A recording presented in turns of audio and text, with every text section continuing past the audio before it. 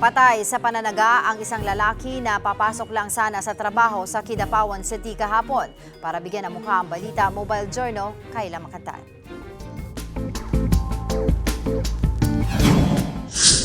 Tadtad ng taga ang isang lalaking natagpuan sa gilid ng kalsada sa Kidapawan City.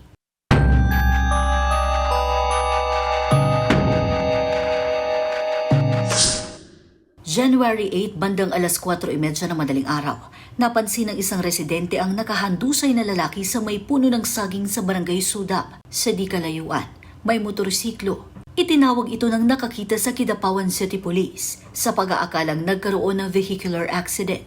Itinakbo pa sa pagamutan ng biktima, pero hindi na siya umabot ng buhay. Dito nalaman na hindi siya sa aksidente namatay, kundi sa mga taga.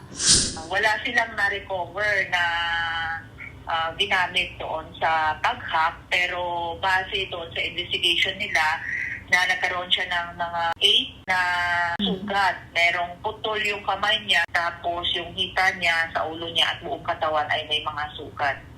Kinilalang biktima na si Jerry Valdivieso, 56 anyos. Papasok daw siya sa trabaho bilang helper sa pamilihan sakay ng motor.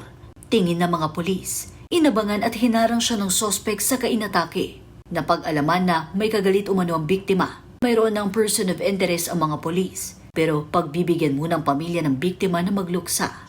So far, yun po yung nakikita natin. Pero na po tayong POI, hindi lang po natin ma-disclose kung sino yun. We call on everyone to remain vigilant. And of course, kailangan din po namin ng kooperasyon. Mga kapatid, Mobile Journal, Kayla Makatan, hatid ang mukha ng balita.